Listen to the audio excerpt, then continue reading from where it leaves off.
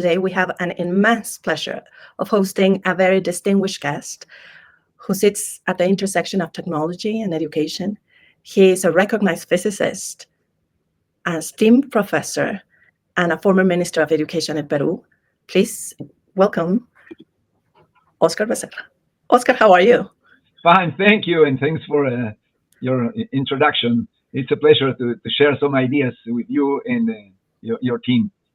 Thank you very much. And this interview is very special because you are going to take us from the traditional way of seeing technology and education and also the newest thing, which is AI, into a new paradigm. So what about if we start with the most common myths?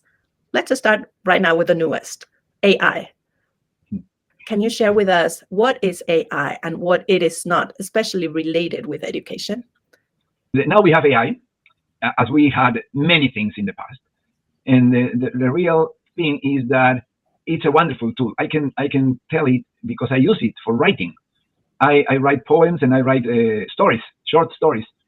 And I use AI to improve my writing, to better express what I want to tell. So it's my inner self that I can improve. And interacting with an AI tool, I can tell better what I want to tell. And the best metaphor I can use is, are flowers from a greenhouse less beautiful? I think not. In many cases, they are even more beautiful. That's because they use the tools, the greenhouse in this case, to make them better.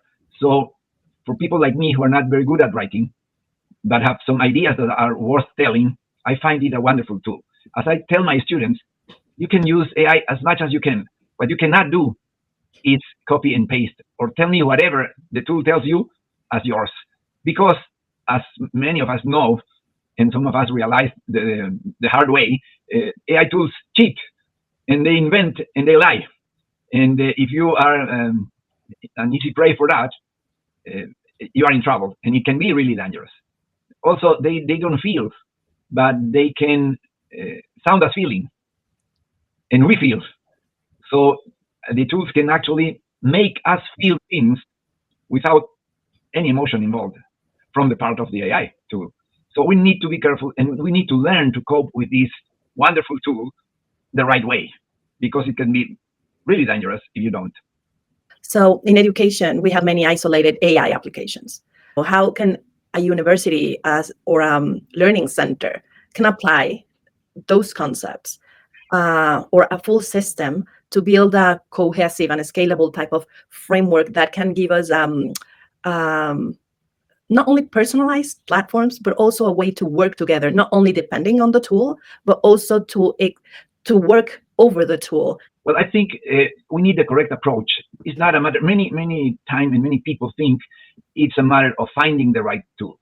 I remember in my old days with IBM that we used to say the silver bullet. Correct. There's nothing like a silver bullet. It's a silver user. And for example, first approach was let's use technology to improve intrinsic motivation in children.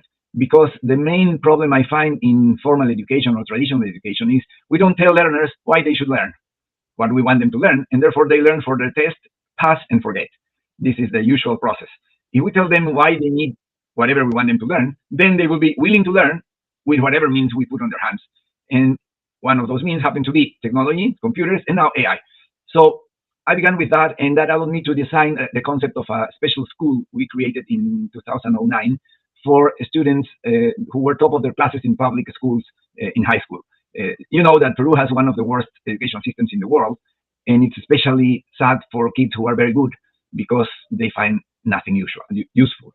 So we designed a school where they will be challenged to their level of commitment, and they began learning very, very fast. So I realized that if you use the right approach, then instead of having a linear progression or regression in the case of Peru, you can have an exponential growth curve in learning if you give the right reasons. Agreed. So would you say that instead of us using AI technology to adapt the ways of traditional teaching, AI should be used to adapt to the humans type of learning? Exactly. That's the idea. And on your experience as Minister of Education, you are very much related with laws, as you mentioned, but also ethics and data governance. How is adoption of AI in education, or how does it raise a significant ethical challenges, also in topics like the one you are developing, using students' data privacy and algorithm accountability, which are the most critical policy considerations of governments or public sector learning centers? Is AI adopted responsibly? Should it be adopted responsibly and ethically in public educational systems? That's a major challenge, but it's a challenge that has nothing to do with technology. Correct. Or the potential uses of them. It has to do with personal integrity on part of the implementers. We have wonderful laws in Peru, and look at us. It's not just a matter of laws; it's a matter of willing to abide by the laws. So you can have wonderful governance practice or data privacy or whatever rules you want, but there is no rule that cannot be broken or bent to your interests if you're willing to. It has nothing to do with technology. In a certain way, new technologies make it easier to cheat. It's probably easier to kill someone with a scalpel than it is with a cooking knife, but it's also easier to save a life with a scalpel. So it's not something that has to do with the technology. It has to do with how you use it. Thank you all for watching. See you next time, and thank you, Oscar, so much. Thanks to you, Mariana. It's been a pleasure.